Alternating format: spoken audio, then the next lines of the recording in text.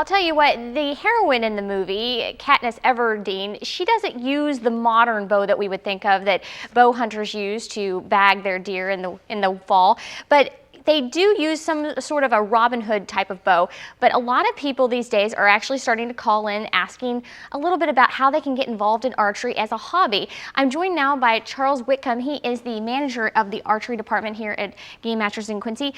Normally, you wouldn't see a lot of interest for a typical, what we would all call the Robin Hood bow. What kind of bows and what kind of people normally come in to look at archery equipment?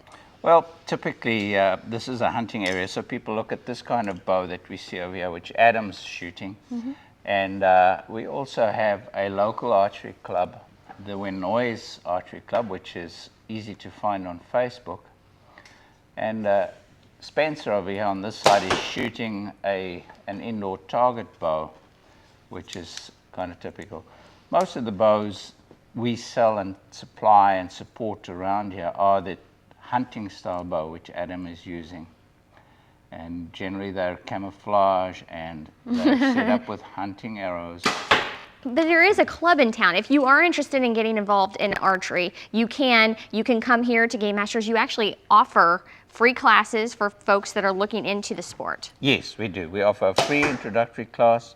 Anyone can come along, preferably make an appointment before you come, but we'll show them the options, the number of bows, and get them set up just starting if they like the idea of doing some archery. Well, it is really interesting. This is a sport that you can do at all ages. I want to pop up a picture of Brooke Miller. She actually picked up the sport of archery last year, was it? Yep. How old was she when she started? She was 10 and she's now 11. She's 11 years old and just took home a national championship? That's correct. She won the Kentucky Indoor National Archery title.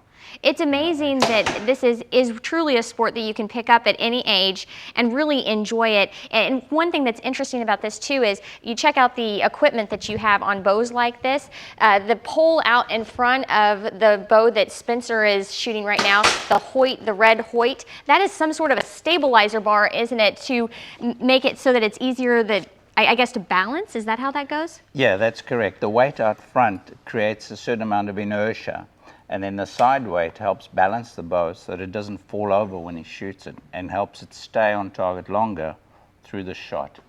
And actually, Spencer over here, you wouldn't know it, he is a junior state champion from Missouri. So we've got a lot of famous, I guess I would say, bow hunters as well as archers this morning.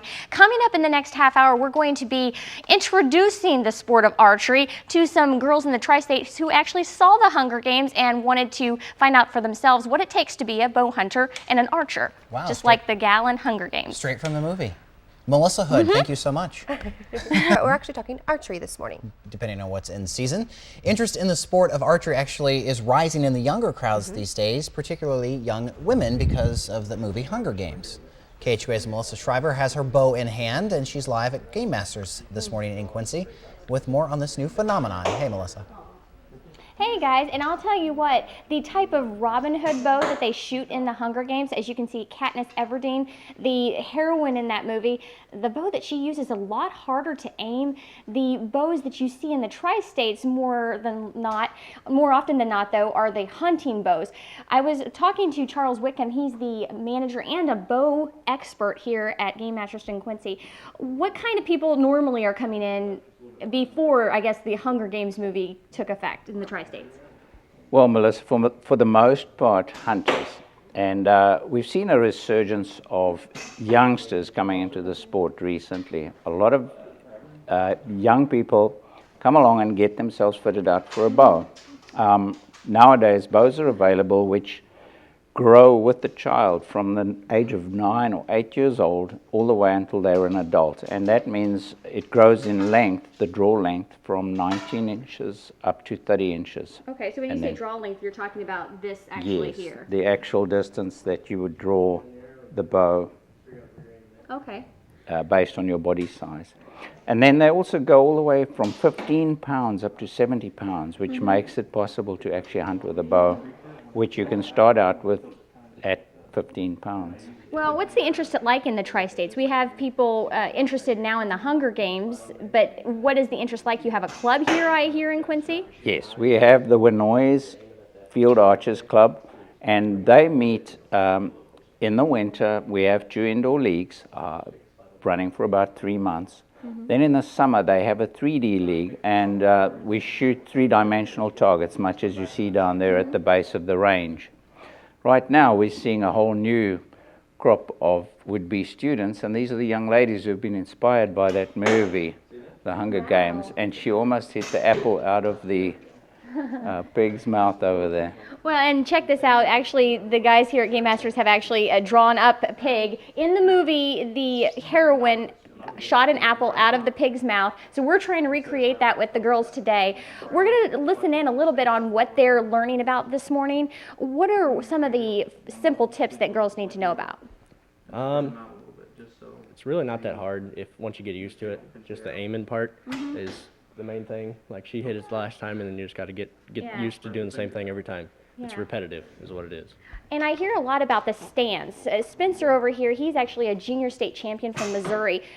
Spencer, what is the big, I guess as far as the stance goes, what do girls need to remember when they're just starting out in archery? Keep your feet just straight below your shoulders, about your shoulder width, and it keeps you balanced throughout your shot. Some people shoot with a little bit open stance. Some people shoot with a little bit of a closed stance. It just depends on the shooter and what they're most comfortable with. Okay.